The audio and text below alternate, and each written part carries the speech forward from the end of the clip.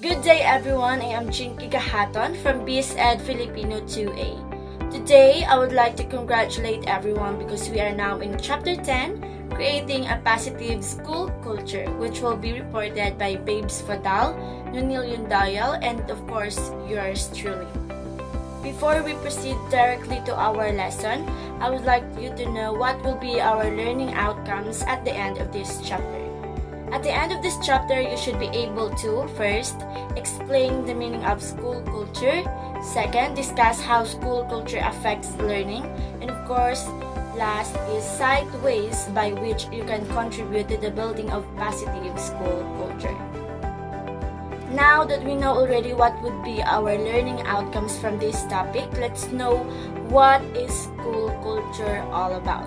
When we say school culture, it goes with the words culture, ethos, atmosphere, climate, and many more. But what do these words mean for your school, or how do these words related to school culture? Basically, a school culture consists of the underlying influences and attitudes within the school, based on the norms, traditions, and beliefs of the staff and students. School culture is one of the most complex and important concepts in education. It generally refers to the beliefs or paniniwala natin, perceptions, yung mga nakikita natin or opinions, relationships or yung relasyon natin bilang isang mag-aaral, bilang isang guro or staff in a school, attitudes or kaugalian natin, how we act as a student, as a teacher, as a staff of the school, and of course, the written and unwritten rules that shape and influence every aspect of how a school functions or how a school works. In other words, school culture is all about the culture of the school, or it talks about the norms, the beliefs, the relationships, the attitudes that we have that are being influenced by the school that we are in. So for example, when it comes to dress code, we, the students, wearing uniforms to be recognized that we are a student. And the same with the teacher, they are also wearing uniforms to be recognized that they are teachers. And that is part, or that is an example of school culture. That is because of the school culture. However, this also encompasses more concrete issues such as physical and emotional safety of students, the orderliness of classroom and public spaces, or degree to which a school embraces racial, ethnic, and linguistic and cultural diversity. Of course, in a school culture, there would be concrete issues na mararanasan dahil yung kultura nga ay merong toxic culture at meron namang positive culture. We will discuss that later. How important is school culture? In short, the prevailing atmosphere in your school will affect everything that goes on inside its walls. This goes beyond the student body. It also involves how teachers interact with each other, their student, and also the parents. In fact, Scott and Marzano in the year 2014 states that school culture is reinforced by norms, expectations, and traditions, including everything from dress codes to discipline systems to celebrations of a school that gives a school qualities beyond its structures, resources, and practices. They are built through everyday business of school life. It is the way business is handled both forms and reflects the cultures. In other words, school culture is important because everything that we are doing in a school is part of the school culture. On how we act, how we dress, how we interact with other, or especially with the teachers. Also, I am saying that school culture is very important because without school culture, there would be no discipline and organization in a school. Culture as a social construct. Culture is a social construct, not a generic construct. This means that school culture is, therefore, something that we do not inherit or pass on through the genes. Rather, it is something that we create and shape. It is shaped by everything that all people in school see, hear, feel, and interact with. It is a creation of the school head, teachers, parents, non-teaching staff, students, and community.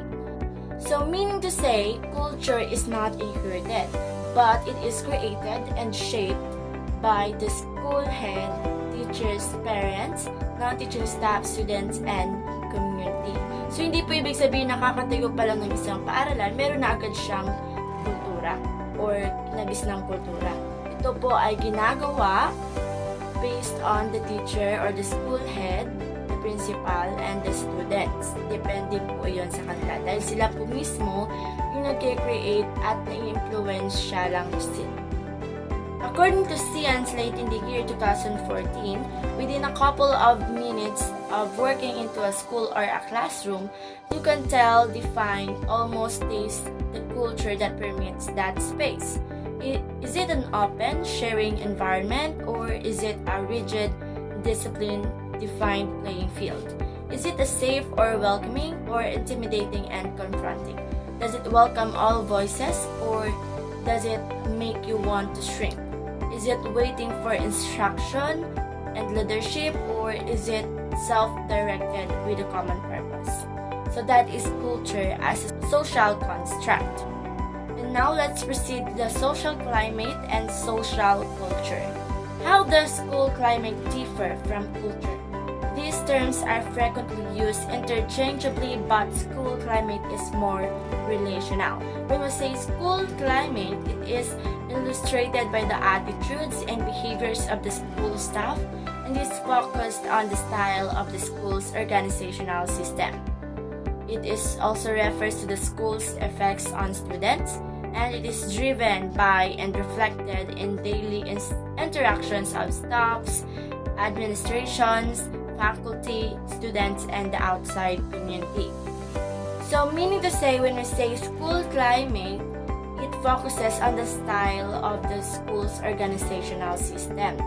The attitudes, the behaviors, or the beliefs of the student should be based on the style of the school's organizational system, and they also focuses on the school's effects on students and reflected in daily interactions of staff, administration, faculty, students, and the outside community. But when we say school culture, it is a deeper level of reflection of shared values, beliefs, and traditions between staff members. It refers to the way teacher and other staff members work together in the set of values, beliefs, and assumptions they share. Now let's proceed and identify what would be the school culture that we must have. Either toxic or positive school culture. When we say toxic, has been described as a place where staffs are extremely fragmented, where the purpose of serving students has been lost to the goal of serving the adults, where negative values and hopelessness reign. When we say toxic, from the word toxic, it is a negative word, diba? Na masasabi nating hindi maganda. When we say toxic school culture, ibig sabihin, yung isang eskwelahan ay hindi organisado at hindi gaano disiplinado. Lalo na the way teachers serve the students and the way students interact with their teachers. So, magiging toxic yung isang school kung yung school culture na sinusunod ay hindi organized at hindi sinusunod yung mga rules or yung goals ng isang paaralan. According to Anthony Muhammad, a high school principal and the author of Transforming School Culture, How to Overcome Staff, he describes that a toxic school culture is an environment where school staff fails to figure out what's needed to cultivate the characteristics necessary for student growth and learning. Obviously, this is not a good environment for any school. Ibig sabihin, ma-identify natin na ang school culture is toxic kung yung isang guro ay hindi marunong rumispeto sa kanyang estudyante at yung estudyante naman ay hindi gumagalang sa kanyang guro or the other staff of the school. Obviously, this is not a good environment for any school dahil yung isang eskwelahan ay mababagsak at mawawala ng mag-aaral at mga parents would not like that kind of school course. On the other hand, a positive school culture is a place where your efforts are translated into positive experiences for both staff and students.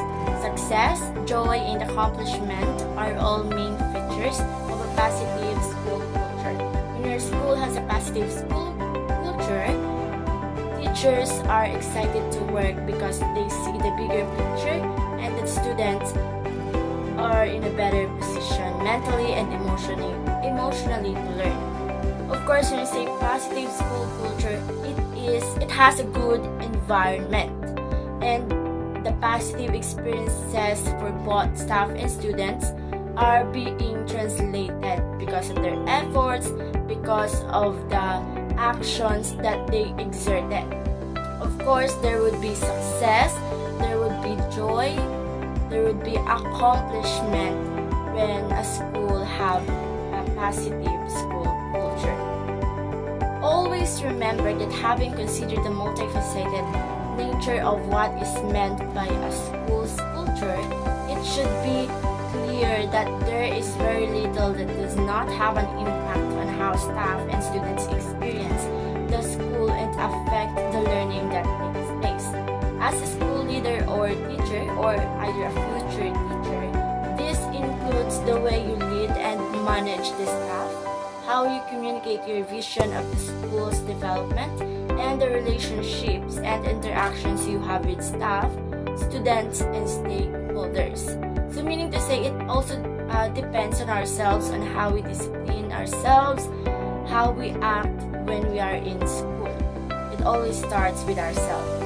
So we are the leaders of ourselves, so we must influence the environment, especially the school, in order to have a positive school culture. That would be all, and I hope you understand our lesson for today. And Babes Fondal in the Million Dial will continue this job. Thank you very much for